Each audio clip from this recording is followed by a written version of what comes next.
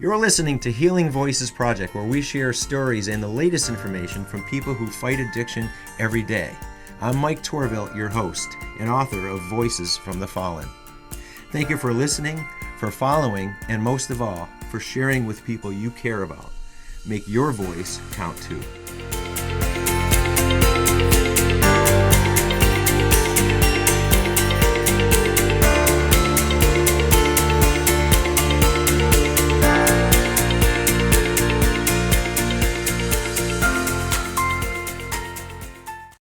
Hi, I'm Mike Tourville, host of Healing Voices Project. I'm glad you guys are here with us today. We work closely with the Jack Jonah Foundation, and in particular, Kirk Jonah, Jack's dad, who I've been a close friend with my whole life. And you might be familiar with the work of the Jack Jonah Foundation or a little bit about Jack's story. In my book, Voices from the Fallen, True Stories of Addiction, Grief, Recovery, and Courage, there are 8 very different stories that show various causes, effects, and outcomes of drug or alcohol addiction. Jack Jonah is one of those stories. If you don't know Jack's full story, we're going to share it with you today by reading the chapter in the book called Introducing Jack Jonah. And if you're not familiar, I think it's an appropriate title, as you'll get to know Jack a little bit better and hopefully understand more of what he and his family went through during that difficult time. And perhaps you may recognize aspects of Jack's story and how it may relate to circumstances in your own family or your friends, and hopefully as a result inspire some action or discussion or how to intervene and possibly prevent a fatal outcome. Today I have Kirk Jonah with me, along with his son Dan, who will read Jack's story with me. We appreciate your interest and hope Jack's story continues to help other families find hope, recovery, and save lives. And remember to visit the Jack Jonah Foundation at www.jackjonahfoundation.org. Introducing Jack Jonah. My name is Jack Jonah. I am a son, a brother, a nephew, and a friend. All these labels are correct, but this only answers what I am and only identifies my relationship to others. None of them describe who I am.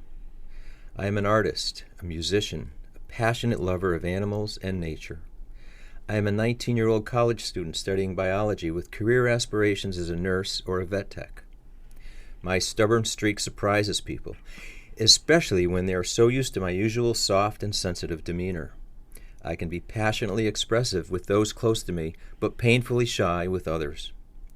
Vibrant colors inspire me, and I am wildly creative through painting, making music, and even cooking. Some might call me a rebel, a nonconformist, or even emotionally explosive. That's who Jack is. Ever since I can remember, I had doubts about who I was supposed to be, and how I fit in. This discovery was slow, challenging at times, but after so many painful years of confusion, conflict, and depression, I finally found myself in a happy place. No one in my family is without their faults, but we loved each other and stuck together as a family. My older brother Dan and younger sister Carly were my friends, besides being siblings. My mom and dad are excellent parents and always loved and supported me. We live in a large home in a pleasant neighborhood, and I don't lack for anything except for maybe one thing: to be understood. It sounds so simple, but it had huge implications. For so many years, I lacked the confidence to express myself and be me without the fear of not meeting others' expectations. My older brother Dan had a lot of friends growing up, and like my dad, played football throughout high school and in college. I heard many stories about my dad playing for Ithaca and winning the national championship in 1979. It became part of our bedtime stories at night, or maybe I just hear him talking about it in my sleep. Whatever, it doesn't really matter, but I couldn't escape hearing about his football days. Dan was following in his footsteps, and my dad was proud of him. But I think my dad recognized early on that sports didn't interest me.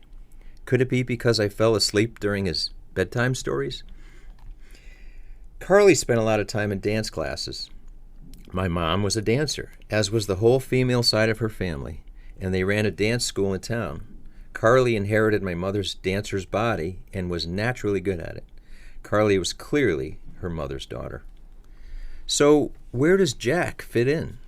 Middle child, the oddball, disconnected from the four of them. At an early age, I developed a fascination with art and music. My dad used to draw goofy cartoonish faces and leave them around the house in weird places, and my mom wasn't much of an artist, except when it came to dancing. So I don't know where my interest or talent comes from, except perhaps as a therapeutic outlet and a driving need to express myself.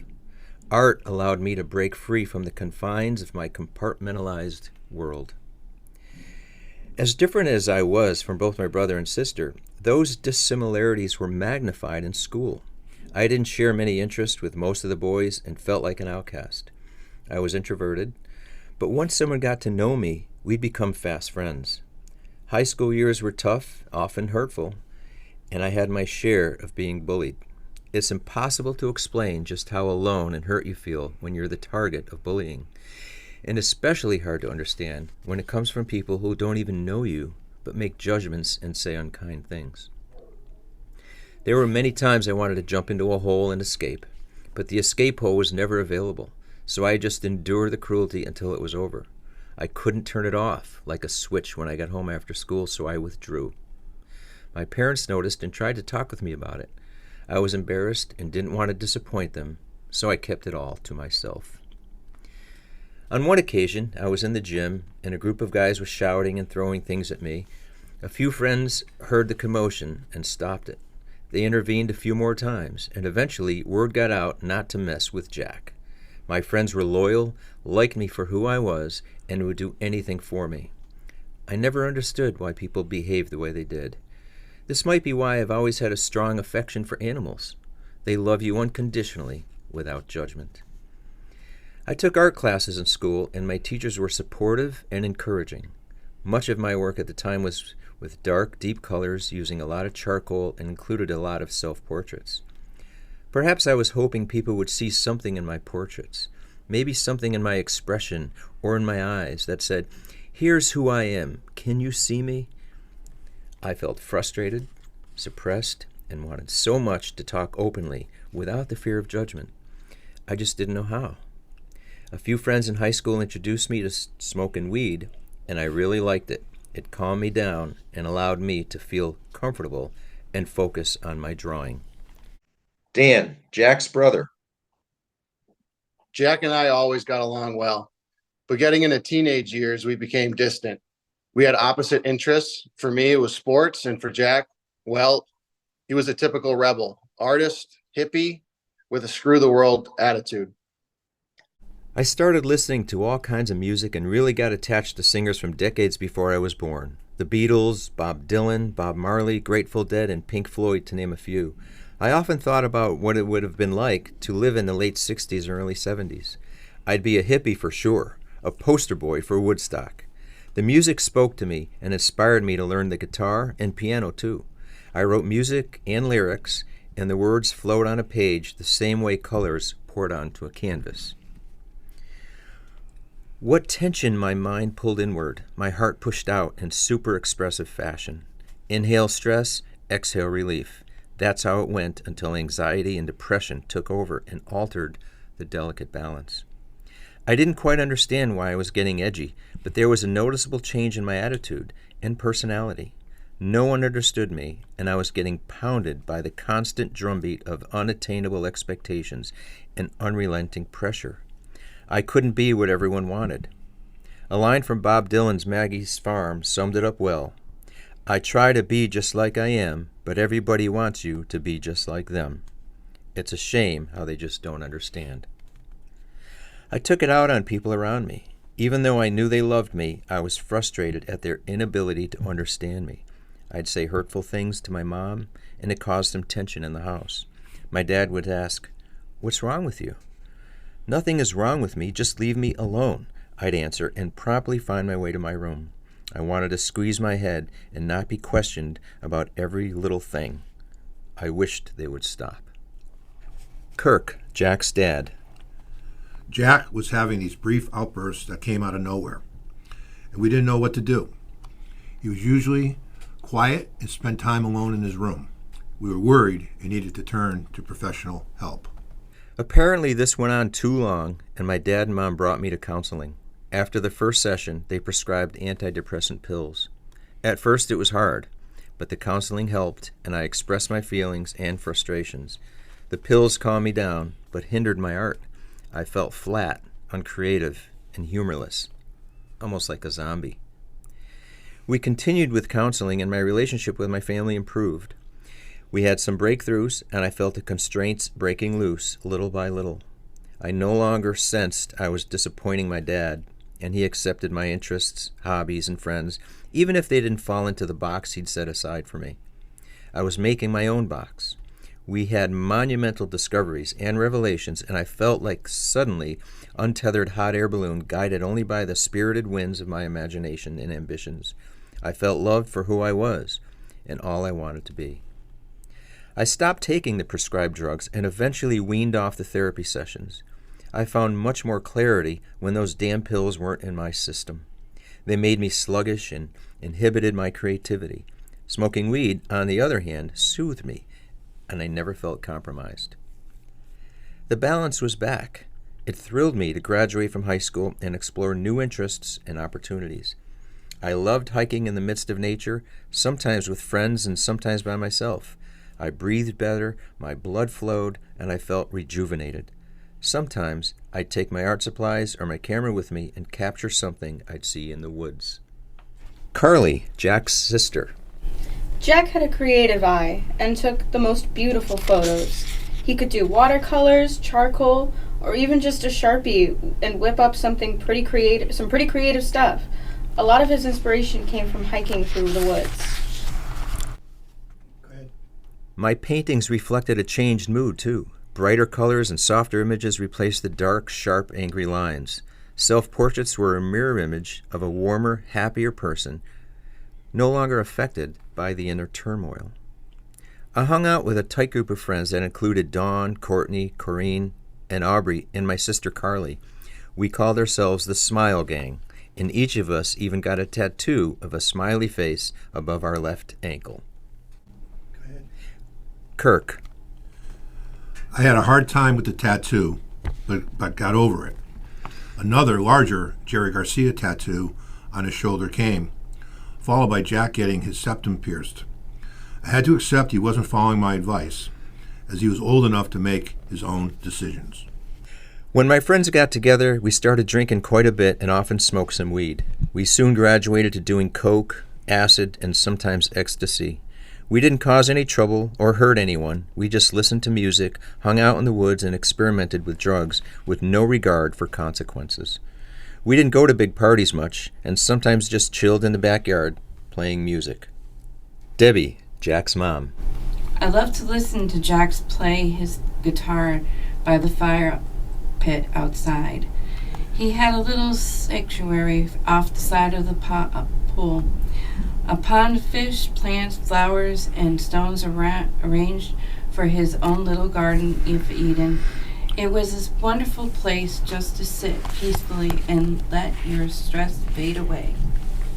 After so many years, the chains that held me back were breaking.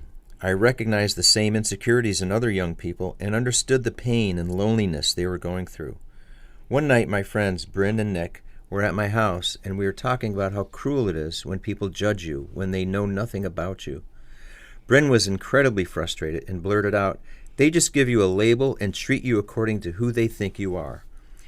"Yeah, and it's like we're supposed to accept it and deal with it just because they say so," Nick responded. "What gives anyone else the right to determine who we should be?" I asked. From that discussion, we decided to write a play called Labels. It's about having the courage to break away from the identity placed on you by others, be yourself without having a labeler tell you. This became a work of passion, and we finished writing the play in a couple of months. We felt a great sense of accomplishment and wanted to inspire people suffering from the insecurities to live their own lives without being influenced by the pressure from others. After high school, I enrolled in Holyoke Community College, majored in biology and art, and made the dean's list. I got a job at the Boston Road Animal Hospital as a vet tech and learned how to draw blood, assist with surgeries, manage anesthesia, and administer medications. At first, I was a little nervous about using a needle and syringe, but quickly became comfortable. One of my favorite aspects of the job was to be with the animals in recovery when they awoke from anesthesia. They were scared and helpless, and I would comfort them and calm their nerves. This work had an unexpected effect on me and almost served as unintended therapy. Dan. Jack had a profound love for all animals, especially dogs and cats, and he loved that work. All his coworkers liked him, and anyone who got to know Jack couldn't help liking him. He always went the extra mile. He never held back his feelings and was brutally honest. It was a tough love kind of thing, and he used it constantly. Jack loved to give bone-crushing bear hugs, sometimes from behind, when you'd least expect it.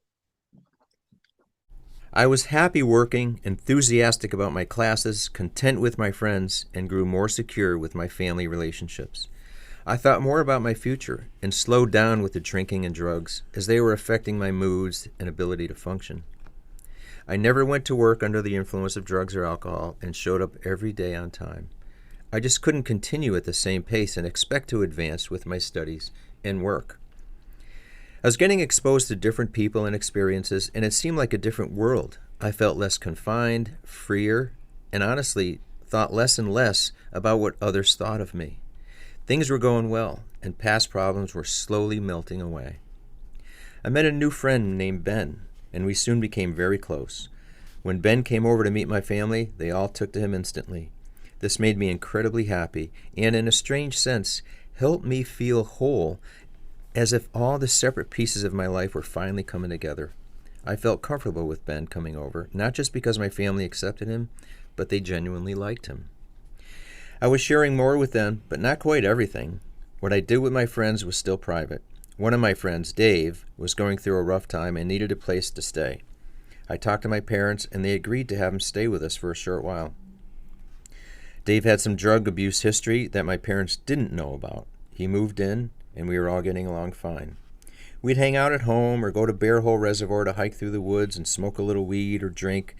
Some things were just off limits to talk about, and I didn't want to worry my family by telling them Dave had used heroin. Why worry them unnecessarily? On Sunday, April 3rd, 2016, I spent most of the day with my Uncle Kim. I loved being with Kim, and he understood me, easily related to me, and I always told me I was his favorite. But then, again, he told everyone that. Kim was unique and went by the beat of his own drummer. He helped me realize that I can too, without caring about what others think. I could say anything to Kim without being judged, and I always felt better after spending time with him. Kirk. On Sunday mornings, I typically went to meet my brother Kim. I'd go to Donut Dip, get a few breakfast sandwiches, 3 different newspapers, at Kim's request, and go to his house. My brother Mike would often join us.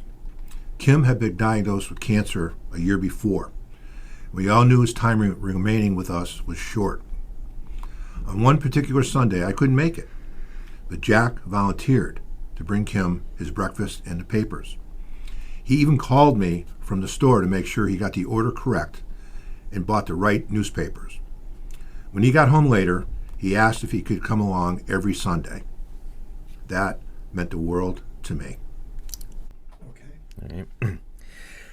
On the following Tuesday night, I was upstairs with Dave, and he went to his room to go to bed early. I went downstairs to hang out with my dad. We watched a little TV, talked about school, work, and other day-to-day things. It was about 10 p.m., and I told him I was going to bed to get up early for class. I wrapped my arms around him, told him I loved him, and once he caught his breath from the hug, he said, "Good night, I love you too." I went upstairs feeling content, secure with my family's love, and all was right with the world. Kirk. I got ready for work Wednesday morning, grabbed a coffee, and drove to my office. Shortly after, I got a call from the police saying I needed to come home. I thought maybe the alarm went off or something, but upon arrival, I saw several police vehicles and knew something was wrong. They pulled me aside and said Jack was found in his bed, dead from a heroin overdose. I was in disbelief and thought they were mistaken. Just hours before, I was in the kitchen preparing for the day, and here I was wondering if he was dead in his room while I went about my morning routine. It just couldn't be real, and I wished so much it wasn't. How could I have not known he was using? Just the night before, he seemed fine, gave me a big, unexpected bear hug from behind, and went to bed in a good mood. Nothing made sense. The police made us stay in the kitchen while they took his body out from his room and onto the stretcher. The sounds of people talking around me faded as the wheels of the stretcher pounded on the wooden stairs, hammering louder with each step, and my head felt like it was about to explode. The door sealed shut behind, taking Jack out of our home for the last time. Those sounds will echo in my brain forever. Dan. I was away at UMass when I got the call to come home. A police officer who I knew called me to come and would not say why. My first thought was that my Uncle Kim had died, but when I arrived home, I saw so many police cars and other vehicles there, I knew something else was happening. My dad told me it was like a war zone in my brain. I lost it, and I ran to the bathroom to throw up. I was shocked and had no idea he would even entertain using heroin. I thought about our conversation just the night before. I was on the phone with Carly. She passed me the phone over to Jack. We joked around. I called him a little bitch, and he was in a great mood. I thought about the years we weren't close and regretted the distance we had through his high school years. But I was also grateful for how much we bonded over the last 2 years, and I will forever hold those memories dear to my heart. Kirk. Jack had so much going for him, and after years of struggling, he had a promising future. He had a secret and hid it well. I had to wonder where I went wrong. I talked with Dan, Jack, and Carly about drugs and about the personal experience of friends who had sons who have died from an overdose. I thought I was getting through. Jack had a stubborn ego and an air of invincibility. Carly. I noticed a slight difference in Jack's behavior a few months before the overdose. I think he used it a few times, but I'm not sure. This was one of those things he didn't share. He was spending more time alone, but it didn't strike me as alarming. It was so much easier looking back and impossible to second guess what I could do differently. Kirk. I feel Jack is trying to tell me many things, and I do my best to listen. I know he's sorry, and he needs to know I forgive him. Sometimes I hear him tell me to let my anger go, and he'll take it from me. Through all the progress we made through therapy, the deeply personal discussions, the acceptance, and the love of his family, Jack had learned to let his fears and inhibitions go. Being open and honest was liberating, but there's still one secret he kept, and it was a fatal one. Jack thought he was invincible, and nothing at all could hold him back. If Jack had talked about his drug use, there's a good chance he'd be with us today. Drugs are deadly, and death is permanent. So is the grief and sorrow our family will live with forever. The only thing I can hope for is that Jack's story may help others find the courage to be open and talk about it. Hiding it from your friends and family can be a deadly mistake. Thanks, Kirk, for reading Jack's story with me. I know that's not easy, but I think it's important to share Jack's story. You're welcome. Thank Sure, you, Mike. Yeah. Sure. And we talked a little bit about the Jack Jonah Foundation. Want to tell us what it's all about? Sure. So we have really 3 areas that we focus on in the foundation, and one of those is honoring those who have passed and their loved ones, so honor. The other is educate. We look to educate our young adults in our communities regarding the opioid crisis that we're all facing, so educate. And the third is support. We support those who are fighting the fight of addiction every day, so support. So again, it's honor, educate, and support, and those are 3 areas that we focus on at the Jack Jonah Foundation. Yeah, and that comes in many ways because you work with a lot of organizations, local organizations, in many different ways. Yep. Yeah. Yes, we do. Yeah. And so recently, I was asked to speak to a little over 500 kids. They're juniors and seniors. And it's about an hour presentation that I do, and I speak, and I share multiple stories, true stories, and I do some things throughout it. And at the very end, I'll put up something, and I'll ask the the young adults, what is this? And they'll tell me it's a birth certificate. And I have the camera zoom in, and it's a death certificate. And it's Jack's. And I make them read the cause of death out loud. Acute heroin intoxication. I make them read it out loud multiple times. I say, when you leave here, you may not remember me, and you may not remember Jack. Remember that picture of that death certificate. Because when you leave here, you can be faced in life with challenging decisions. Maybe that will help you make the right decision. And that's how I end. And that has an impact. Has an impact. Yeah, it does. Well, thanks for all the work you guys do. Thanks for joining us here and sharing Jack's story. We'll stay in touch and we'll have it back on. Thank you. And thank you, everybody, for listening. Remember, you can visit us at healingvoicesproject.org and the Jack Jonah Foundation, jack.org as well. All right. Thanks, everybody. See you soon.